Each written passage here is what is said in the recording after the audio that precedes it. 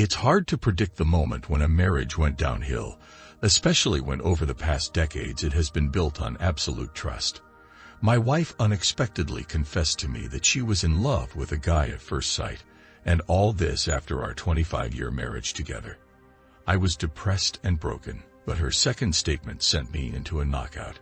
Do you remember that moment in The Godfather when Michael Corleone spots a captivating woman in Italy and becomes entranced?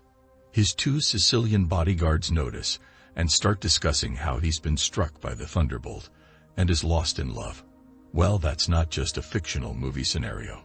I witnessed it firsthand, although I didn't recognize it at the time. It happened to my wife. Unfortunately, it didn't occur when she met me. It happened with another man 25 years into our marriage and marked the beginning of the downfall of what I believed was a flawless life. I'm getting ahead of myself. I tend to do that when reflecting on my past life and how things were meant to unfold but didn't. Perhaps I should begin from the start and introduce myself. My name is Alan Gregerson, though everyone calls me Greg. I'm 50 years old and reside in a small Midwestern city approximately 2 hours from Chicago. I work as an accountant for a sizable national firm. While the work can be somewhat tedious, the compensation is excellent, and apart from the busy periods in March and April, I usually clock in around 40 hours a week, with no weekend work. I was married until 2 years ago. My former spouse and I share a daughter named Morgan, who is 25 years old, married, has a child of her own, and resides in Denver. After 26 years of marriage, my ex and I became another divorce statistic, despite the 25 years prior which I had thought were wonderful, as I've mentioned. I first encountered Tracy during my sophomore year at Iowa State University in Ames, Iowa. She, too, was a sophomore, having transferred to my dorm after her freshman year elsewhere. I noticed her slender, athletic figure basking in Iowa's intense August sunlight outside the dormitory as I walked in with some friends. Guys, I have to go. I'm about to introduce myself to the future Mrs. Gregerson. I joked, only partially joking. My friends followed my gaze to Tracy. Wow, one of them remarked. I heard the words, but I couldn't say which one had spoken. I was completely captivated by this blonde beauty reclining on a towel and a bikini beside the dorm.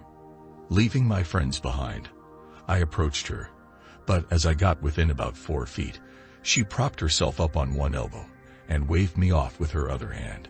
I felt crushed until she spoke up. Hey, idiot. You're blocking my sun. I swiftly shifted about a foot to my right, allowing the sun to cascade back onto the enchanting woman beside me. Her megawatt smile illuminated me, and in that moment, I would have gladly acquiesced to any request she made. Much improved, you dolt, she chuckled. She didn't appear fazed by the presence of a stranger approaching her. I suppose when you possess her level of beauty, such encounters are commonplace. Introducing myself, I expressed admiration for her beauty and proposed a date for the upcoming Friday night. If I agree, will you kindly remove the drool from your chin? She teased coyly. What? Oh yes, the drool. Absolutely, it's gone. I stammered like a clumsy fool. Well, it's quite evident you're not one of those smooth talkers with rehearsed lines. So yes, let's go out on Friday night. I obtained her phone number.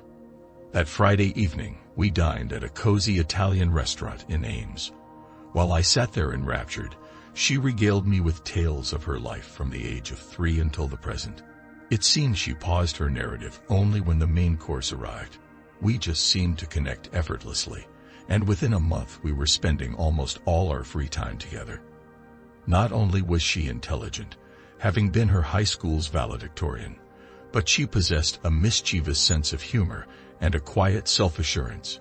I believe I had decent looks, not exceptional, but I was reasonably athletic, earned 7 varsity letters in high school, intelligent, ranked in the top 5 in my high school, and capable of engaging in thoughtful conversations on various subjects.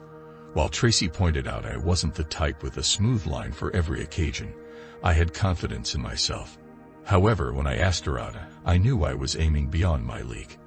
But hey, You don't get anything if you don't try, right? Tracy and I had our first bed contact on our 6th date. None of us had any experience, but at that point I didn't have many partners, and I realized that it was the same with Tracy. Despite my limited experience, I had a secret weapon. I actually read articles in various adult magazines, not just looking at images. Judging by the enthusiastic reviews I received from my partners, I must have been very skilled at this, and the knowledge I gained through it was not in vain. Tracy and I tied the knot shortly after graduating. Securing jobs was a breeze for both of us. She landed a position as a 3rd-grade teacher, while I pursued a career in accounting. With stable incomes, we bought a house a couple of years later and welcomed our only child, a daughter, almost exactly a year after moving in. Life was satisfying. Our bed life, while not overly adventurous, provided enough variety and frequency for both of us to be satisfied. However, over time, as with many couples, the demands of time and age have somewhat reduced the frequency. Even when Morgan left for college, we maintained a passionate bond, studying 3 or 4 times a week. Occasionally, I entertained worries about Tracy's fidelity, but these concerns were rare and fleeting. She might mention a new young teacher at her school being flirtatious, but she never gave any indication of reciprocating or taking things further. I chalked it up to my own insecurities. Granted, Tracy is undeniably attractive, and I couldn't fault anyone for admiring her. But admiration was as far as it should go. I made my stance clear to Tracy early in our relationship. There's no room for sharing. She echoed the sentiment, assuring me she felt the same. While she didn't mind if I glanced at other women, any physical contact would be unacceptable. I respected her boundaries wholeheartedly. That was our understanding until 3 years ago. We found ourselves at the annual summer party hosted by our neighbors 3 doors down in our fashionable neighborhood. Scott and Wendy Harris always throw a day-long bash at their place the weekend following the 4th of July. Tracy and I make it a point to attend every year, along with most of the neighbors on our block, and we always have a fantastic time. Scott and Wendy are exceptional hosts, providing great food and drinks, and their property boasts a sizable in-ground pool and a sand volleyball court. Even the guests they invite from outside the neighborhood are generally enjoyable, with just one exception. But I'm getting ahead of myself. The festivities kick off at noon, and Tracy and I strolled over around 1 o'clock. I headed to the bar, fetching a white Zinfandel for Tracy and a Michelob for myself, and we began mingling, initially sticking together before gradually branching out into separate conversations both indoors and outdoors. This had never been an issue before. Periodically, I would check in with Tracy to see if she needed a refill or a snack, or she would seek me out. Typically, we bid each other farewell with a quick peck on the lips. I was chatting with some male neighbors while Tracy was across the yard, talking with a group of women, when a few outsiders arrived. There was a man accompanied by 2 women, and Scott went over to greet them. That's when I noticed Tracy's sudden change in demeanor. While observing the newcomers, I happened to glance at Tracy. She had stopped conversing with her friends, and was fixated on the newcomers with a look that seemed to blend astonishment and desire. At the time, I couldn't quite decipher her expression, but it was clear she was captivated, and I must admit, I felt a sense of unease. After watching them for about 10 seconds, Tracy turned towards me, locked eyes, and blushed deeply before returning to her friends. Ever had that strange sensation that something isn't quite right, but you can't pinpoint what it is? I experienced that about an hour later when I couldn't find Tracy in the yard. I grabbed a white wine for her and started searching, eventually discovering her in the Harris's den with 4 others, including the man she had been eyeing earlier. He had his arm casually around her, hand resting on her hip, which struck me as overly familiar given that they had only just met. The group seemed to be engaged in friendly conversation, but the scene left me uneasy. I believed in myself and trusted my wife completely, and I didn't want to make a scene, but I felt that the situation was getting too close for ordinary friends. I approached the group from behind Tracy and her new acquaintance, grabbing his wrist tightly to remove it from my hip. "We haven't been introduced yet, although you seem quite at ease with my wife," I stated with a stern tone. He attempted to pull away, but my firm grip kept him in place. Tracy, who seemed flushed even before my arrival, blushed even deeper upon realizing my presence. "Oh, Greg, please," she exclaimed, noticing my hold on the man's wrist. "Greg, meet Charles Delane. He teaches European literature at the college and joined last year. He's French and didn't overstep any boundaries, so I didn't object to his hand placement." The others in the group nodded in agreement, prompting me to release Charles' wrist and offer a firm handshake, exerting some pressure to assert dominance. Tracy then introduced me to the rest of the group almost as an afterthought. "I thought you might need a refill," I remarked as I handed Tracy a glass of wine, fixing my gaze on Charles. "You're so thoughtful, my dear husband," she replied. Charles, pronounced the French way as Charles, struck me as your typical Eurotrash type. I must admit he was rather good-looking, around 32 years old, standing at about 6 feet tall and weighing approximately 170 pounds.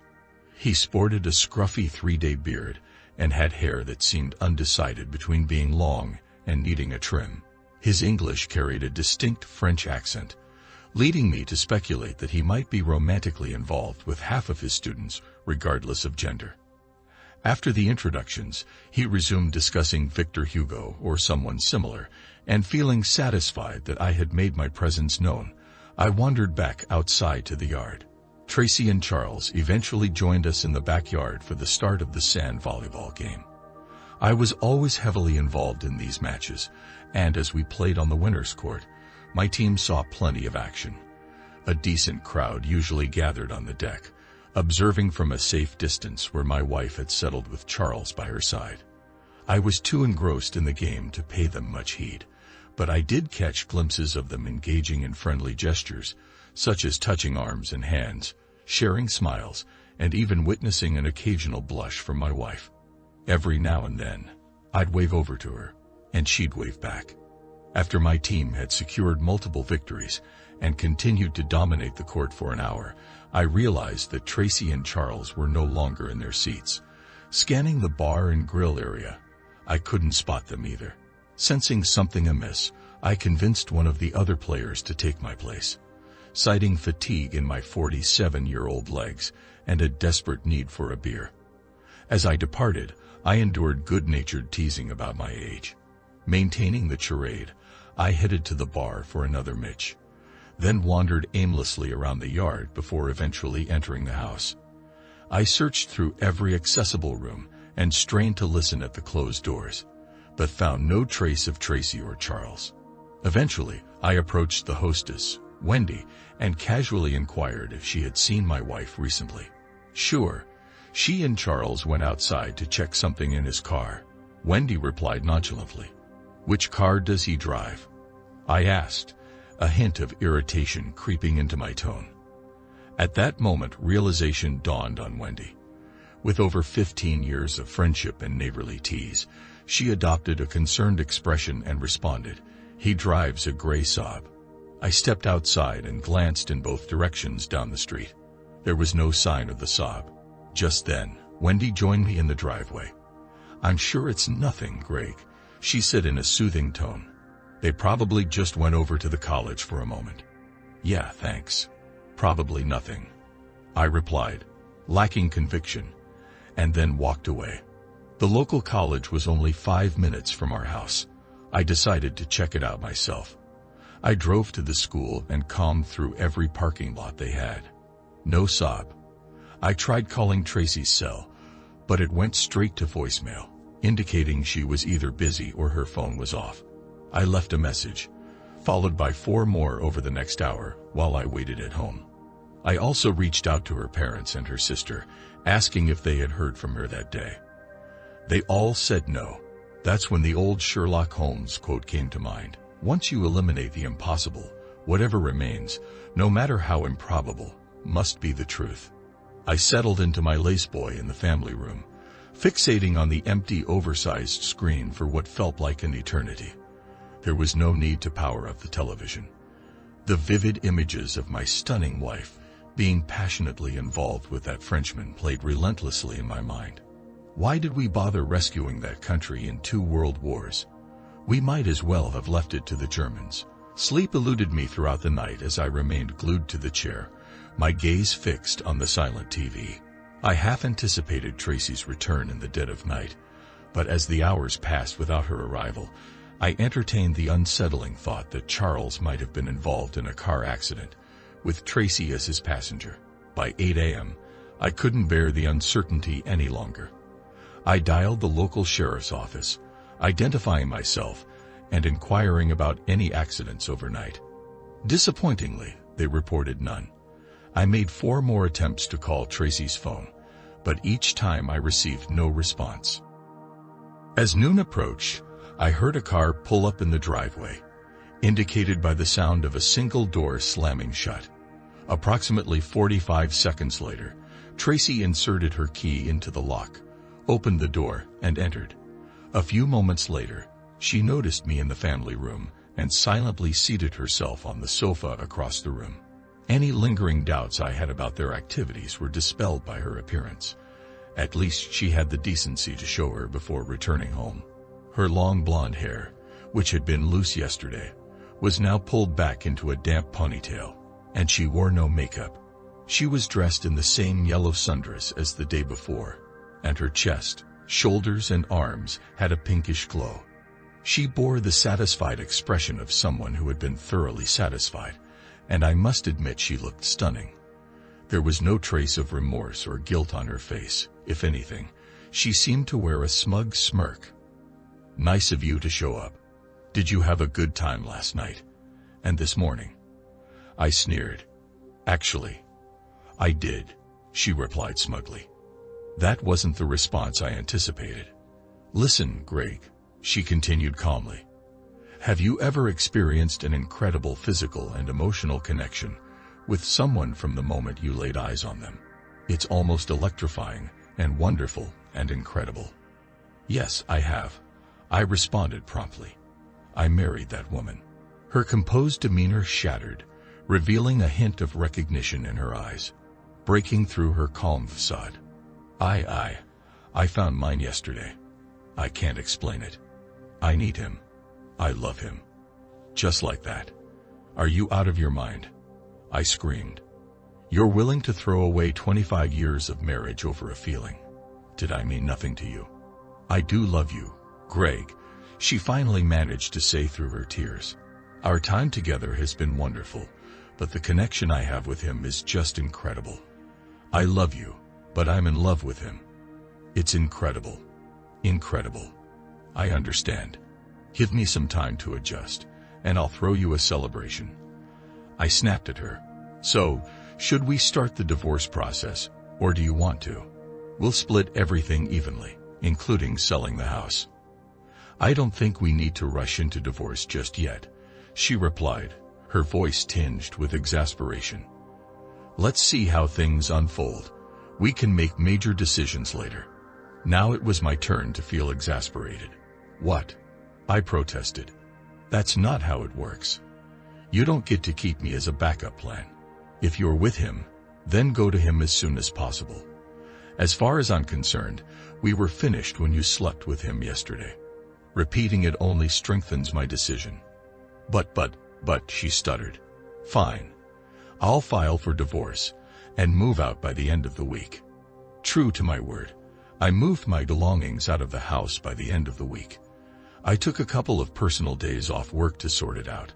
While I was loading my pickup one evening, Scott and Wendy Harris approached me and apologized for inviting Charles to their party. I stopped them politely, reminding them they couldn't have predicted Tracy's actions. "Still, we feel somewhat responsible," Wendy said, avoiding eye contact. My attorney prepared the divorce papers, and Tracy was served within a month. It seems she assumed I would procrastinate. As my lawyer informed me that the process server mentioned she reacted strongly when he handed her the papers, this might explain why she appeared at my new apartment just 2 days later and forcefully entered when I answered the doorbell. "How could you initiate this if you truly love me as you claim?" she exclaimed as she entered my apartment. Initially shocked, I quickly regained composure as anger surged within me. "Are you sincerely oblivious?" I retorted angrily. "You're involved with another man." "What did you anticipate my response to be?" "I might love you, but I won't willingly accept being made a cuckold.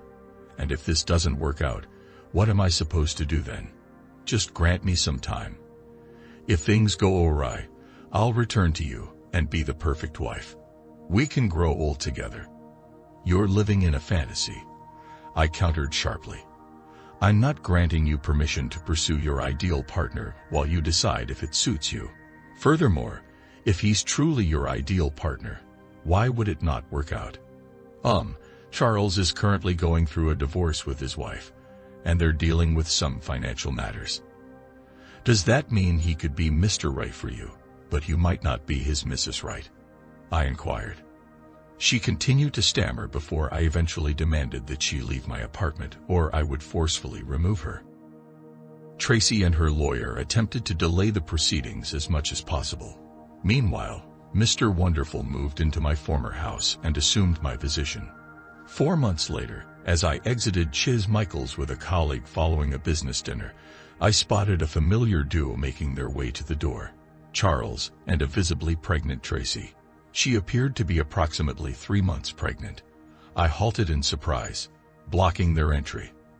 "Oh my God," I whispered, my companion pausing beside me, clearly bewildered as the four of us stood face to face. "Serge, I'd like you to meet my wife, at least for a few more months, and her lover, Charles Delane." Serge found himself in the awkward position of needing to maintain politeness in a highly uncomfortable scenario. He stammered. "She's pregnant. Is that yours?" "That's definitely his," I responded cheerfully. "You're an asshole, Greg. You know that," Tracy remarked tersely, as she and Charles passed by us and entered the restaurant. Later, Wendy Harris informed me that Tracy was indeed 3 months pregnant.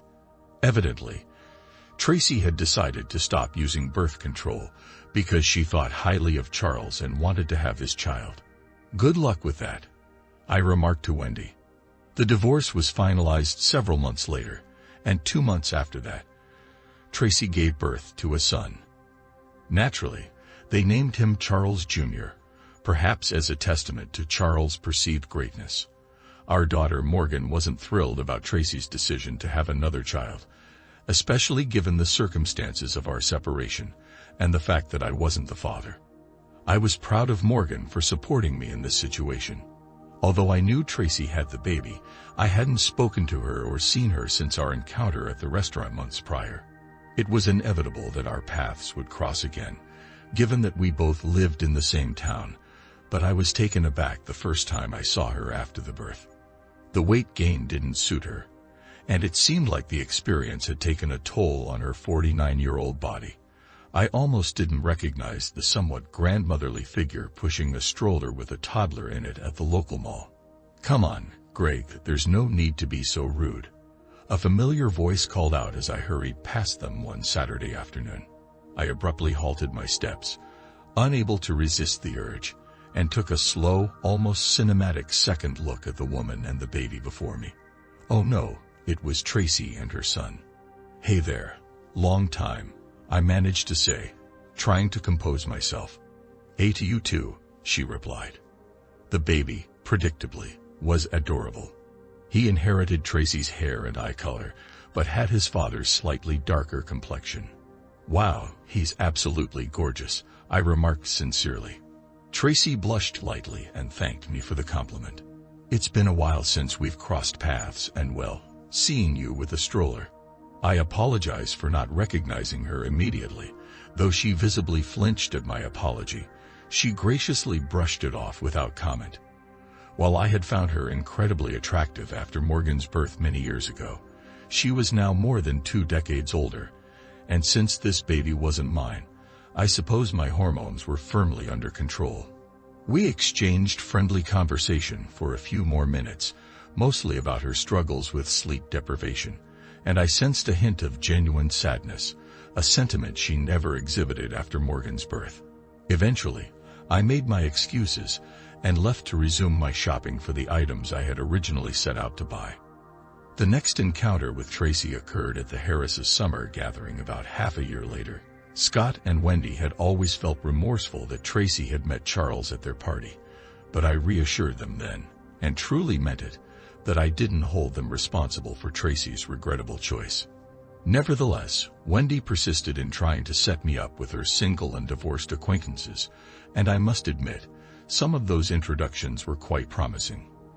Despite skipping the last 2 summer parties, they continued to extend invitations, and this time, I decided to attend, even though they cautioned me that Tracy and Charles would also be present. I assured them that if any issues arose, I wouldn't be the instigator, and I intended to stick to that promise. I had been at the party for a couple of hours when I spotted Tracy and Charles entering the backyard. Since their baby wasn't with them, I assumed they had left the child with a babysitter. Tracy had shed some of her pregnancy weight and didn't appear as matronly as the last time I had seen her, but there was an unmistakable sadness in her once lively blue eyes. Even when she smiled, there was a vacantness in her gaze that I couldn't shake. I addressed the elephant in the room early on by approaching Tracy and Charles, offering her a brief hug and shaking his hand. I sensed a slight surprise from both of them, and I could see Wendy holding her breath as I approached. We exchanged small talk for about a minute before excusing myself and returning to my friends by the grill. As the sand volleyball game began, I joined one of the teams. During the second game, while I was on the sand, I noticed Tracy sitting in a chair watching and cheering. Mr. Wonderful was nowhere in sight. After playing 2 games with a loss in the second, we had to leave the court and wait for our next turn. While getting a beer, I glanced over at Tracy sitting alone. Old habits die hard, I thought to myself, grabbing my drink and heading indoors. Upon checking the third room, the den, my suspicions were confirmed. Charles had his arm around Marilyn Jansen's waist as he conversed with a small group, while Marilyn gazed at him with desire. Marilyn, a former neighbor from down the street, was unmistakably married. I should have kept it to myself, I thought to myself. If this is what I suspect, then he plans to be intimate with this woman tonight by betraying Tracy. If I don't say anything, it will be my fault. If I speak out, it will cause chaos, and I will still be wrong. A real friend would have informed her, but I wasn't a real friend. I was her ex-husband. Why should it be my duty? And then fate intervened. Marilyn's husband, Troy, who happened to be on my sand volleyball team, apparently followed me inside to discuss strategy when he noticed the same scene as me. Charles hugging Troy's wife, and she looks at Charles like he's irresistible. "You are a despicable person. Get your hands off my wife, you idiot," he shouted at Charles as he rushed towards them. I initially moved to intervene in the impending altercation, but then reason prevailed, and I allowed my volleyball teammate to pass me. Before Charles could break away from his wife, Troy seized Charles' arm, forcefully twisting it. There was a distinct crack, followed by Charles' agonized cry. The commotion drew more onlookers into the room. Luckily, one of Wendy's friends, an ER nurse, quickly assessed Charles' injury and called for an ambulance. They arrived with 2 accompanying police officers about 10 minutes later. The officers took statements from everyone present in case Charles decided to press charges against Troy Jansen. The senior officer, Sec.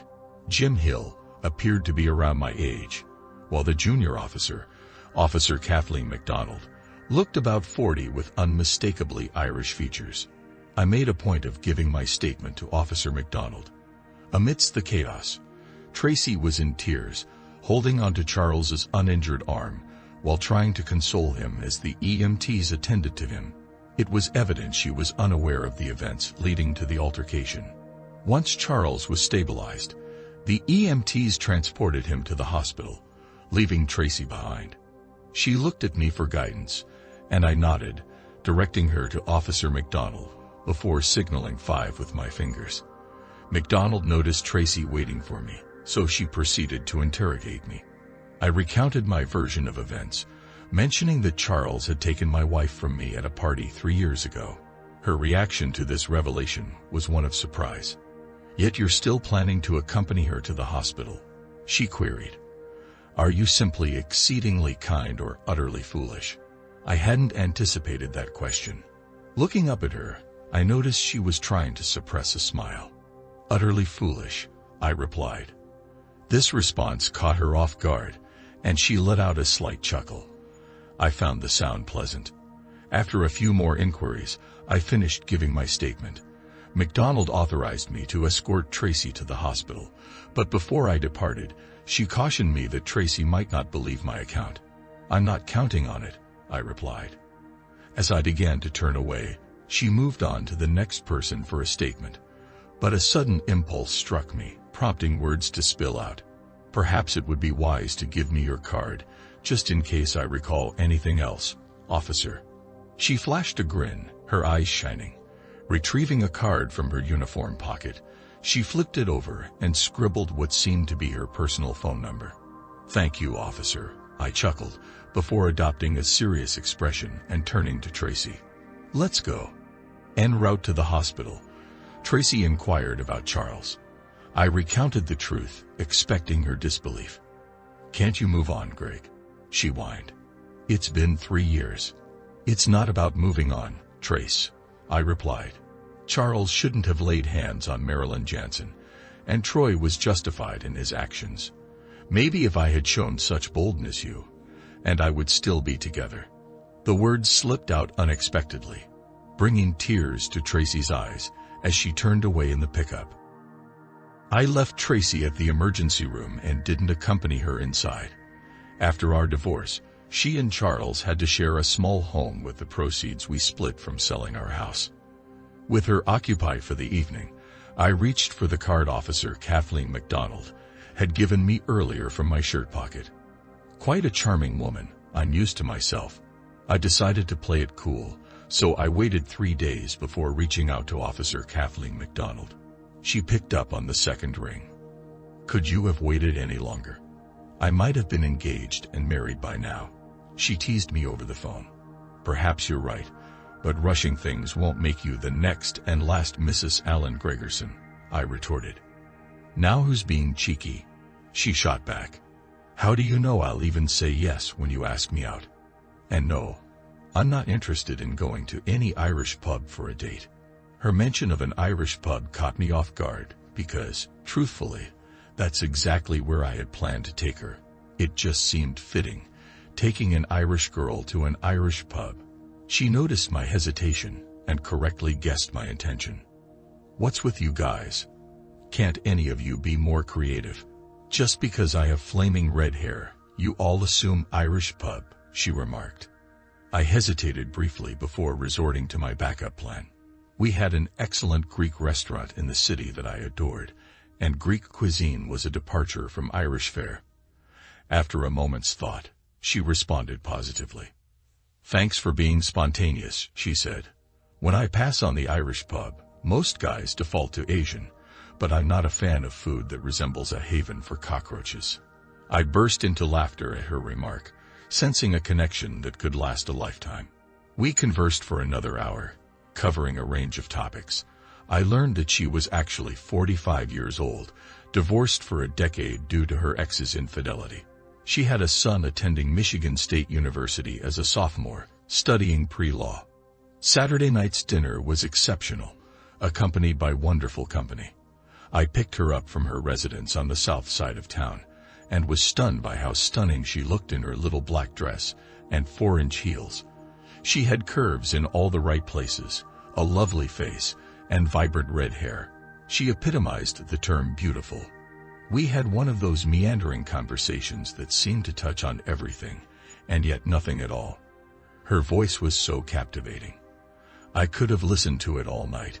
She didn't appear to be in a rush to settle down with a husband, much like I wasn't eager to hurry into finding a wife. This attitude made her both relaxed and intriguingly unpredictable, especially with her naturally curious nature, almost like that of a detective. She posed some probing questions showing that she was not only listening, but also engaging deeply with what I was saying. After dinner, I drove her home. I didn't suggest going back to my place, and when we reached hers, She didn't extend an invitation either. We exchanged good nights at her doorstep, but then she surprised me by leaning in quickly and planting a soft kiss on my cheek. I must have turned 3 shades of red. I bid her good night and practically floated back to my car. I can't even recall the drive home. It felt like I was 16 all over again. Her lips felt so gentle on my cheek, and I'm almost certain she was wearing White Shoulders perfume. She called me Sunday morning, inviting me over for bagels and lox at her place. How could I refuse such an invitation? A few days later, Wendy and Scott extended an invitation for dinner, partly to offer apologies for recent events, and partly to hear my side of the story. It turned out that Charles had been threatening legal action against them and Troy Jansen. "Doesn't this guy think he's the ultimate catch?" Scott exclaimed at one point. "He is quite handsome, dear, and undeniably charming," Wendy remarked before earning a sharp look from Scott. According to the Herald, Troy spent the remainder of the weekend behind bars before being bailed out on Monday morning. Upon returning home, Marilyn and their children were nowhere to be found. They had sought refuge with her mother in a neighboring town. Scott suggested that their 12-year marriage was likely at its end. "Tell Troy to reach out to me and assure him that I empathize with his situation.